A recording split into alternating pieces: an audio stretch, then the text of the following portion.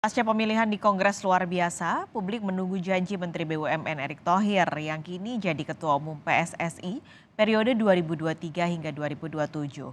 Sebelumnya, saat mendaftar sebagai calon Ketua Umum PSSI, Erick Thohir memiliki 5 janji manis untuk prestasi sepak bola Indonesia yang akan ia tuntaskan di masa kepemimpinannya. Yang pertama, Erick Thohir berjanji meneruskan Liga 2 dan 3 sebagai lajang atau sebagai ajang prestasi sepak bola Indonesia. Kedua, membenahi kualitas wasit, serta Erick juga berjanji menerapkan VAR alias wasit yang memantau lewat video. Yang keempat, saudara, juga membangun training camp untuk tim nasional Indonesia. Dan selanjutnya, mengejar ketertinggalan Indonesia dalam prestasi sepak bola dunia.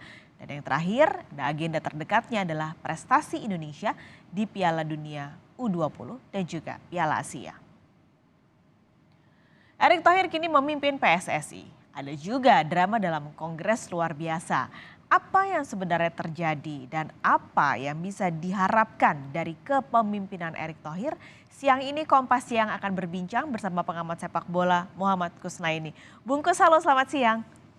Halo, selamat siang Pak Skalis. Oke, ini sudah terpilih Erick Thohir yang juga adalah Menteri BUMN. Sebenarnya seberapa besar dampaknya terpilihnya Erick Thohir ini untuk membenahi PSSI? Ya, kita harus menyadari bahwa persoalan sepak bola Indonesia ini sangat berat ya. Bahkan bisa dibilang saat ini kita berada di salah satu titik terendah dalam persepak bolaan Indonesia sesudah terjadinya tragedi Kanjuruhan.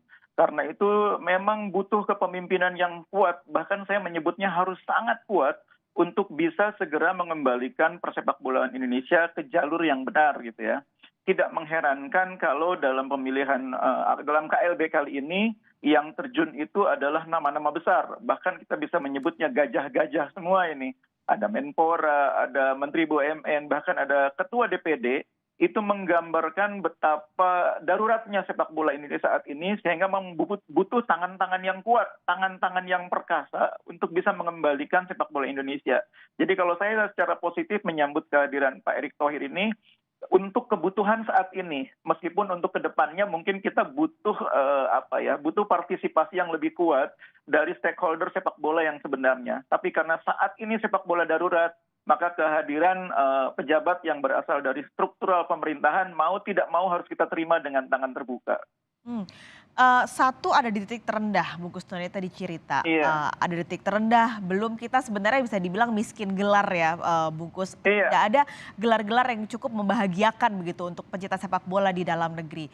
Event iya, terdekat di bulan Maret kalau saya tidak salah ada U20, lalu ada Piala Asia betul. di bulan Juni. Apakah dua event terbesar itu bisa jadi ajang pembuktian kalau kepemimpinan Erick Thohir ini dalam sampai 2027 nanti benar-benar bisa sukses untuk industri sepak bola? Sepak bola itu bukan sesuatu yang instan ya, Hmm. butuh proses. Karena itu kalau mengukur kepengurusan Pak Erick hanya dari 2 event dalam jangka waktu yang sangat singkat, kita juga gegabah namanya. Karena itu saya pikir yang akan dihadapi Pak Erick bukanlah event yang jangka waktunya hanya 1, 2, 3 bulan, tapi kita harus memberi ruang bagi Pak Erick dan struktur kepengurusan PSSI yang baru sampai akhir masa jabatan mereka. Saya secara pribadi bahkan menganggap 4 tahun pun mungkin tidak akan cukup bagi Pak Erick untuk menuntaskan persoalan sepak bola Indonesia. Karena yang disebutkan oleh Pak Erick 5 program prioritas itu hanya sebagian kecil dari permasalahan besar sepak bola kita. Jadi kalau kita mau transformasi sepak bola Indonesia secara menyeluruh, 5 yang disebutkan Pak Erick hanya sebagian kecil. Misalnya dia ingin meningkatkan kualitas wasit. Wasit itu hanya bagian kecil dari persoalan SDM keseluruhan. Kita punya masalah dengan pelatih. Pelatih yang menjadi penanggung jawab klub Liga 1 kita, sekarang ini hanya 2, 3 orang pelatih lokal. Selebihnya pelatih asing. Itu persoalan SDM juga. Lalu kita bicara tentang kompetisi profesional. Kompetisinya profesional, pelaku-pelakunya sudah profesional belum? Salah satu ciri profesionalisme adalah sertifikasi.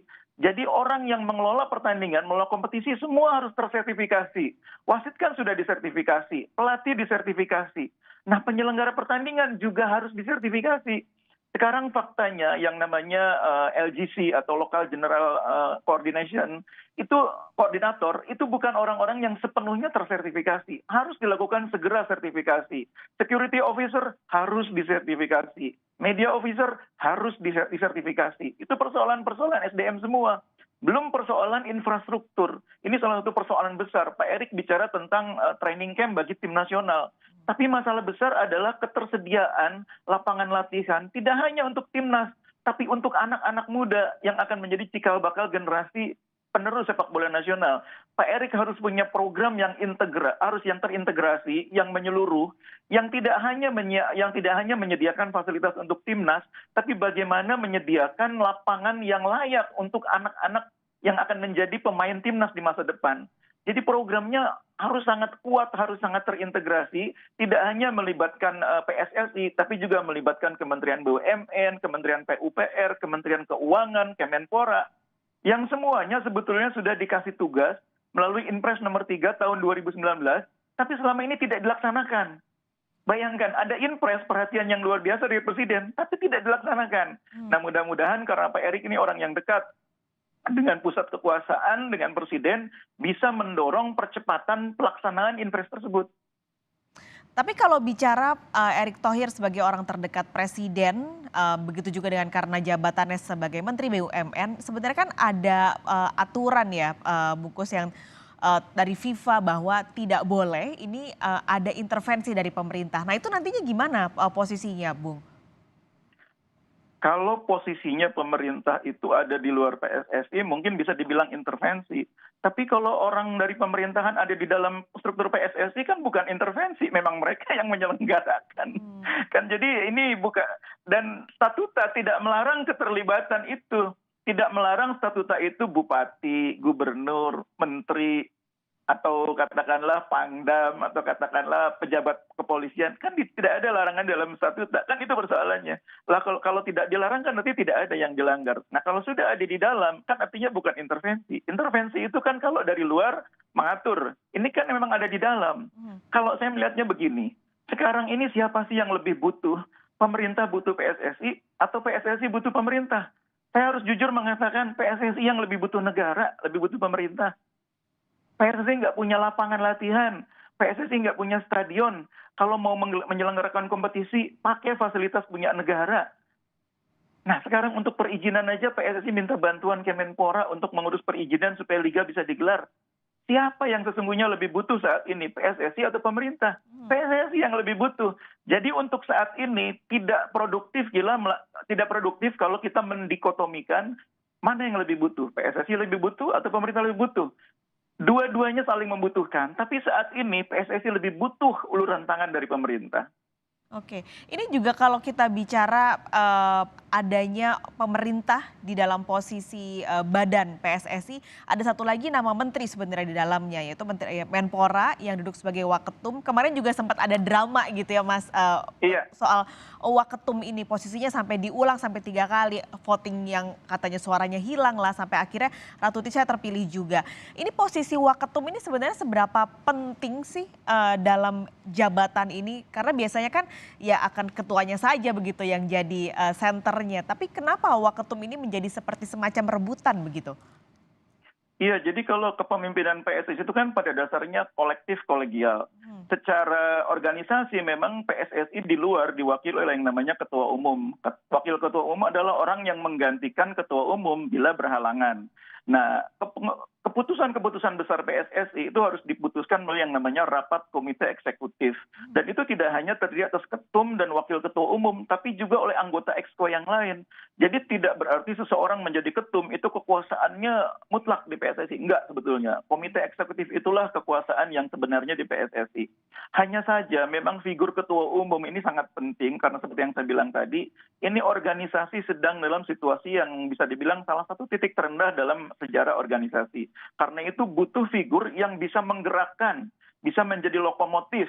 Dan itulah sebabnya dibutuhkan figur yang kuat. Makanya terpilihnya Pak Erik, mudah-mudahan bisa menjelma menjadi lokomotif yang kita butuhkan. Persoalannya kemudian, Pak Erik ini orang yang sangat sibuk. Dan mungkin kesibukannya akan lebih bertambah menuju 2024. Karena itu memang dibutuhkan wakil ketua umum yang punya waktu, punya energi, punya kemampuan menjadi pengganti ketua umum. Nah makanya terpilihnya Pak Amali dan Ratu Tisha menurut saya itu figur yang tepat, kombinasi yang tepat. Pak Amali orang yang punya kemampuan menggerakkan suprastruktur karena posisinya di pemerintahan. Tapi di PSSI juga dibutuhkan orang yang paham internal organisasi. Ratu Tisa punya Ya, kemampuan itu. Sama seperti halnya Yunus Nusi. Jadi bagi saya terpilihnya Ratu Tisa dengan mendampingi Pak Amali itu kombinasi yang tepat. oke. Dengan harapan bisa bersinergi dan membereskan PR-PR yang tadi Bung Kusno ini sudah sebutkan, terutama untuk SDM dan juga infrastruktur demi kemajuan sepak bola Indonesia. Bung Kusno ini terima kasih banyak sudah berbincang Baik, hari ini baik. di Kompas Siang. Sehat selalu. Amin, amin.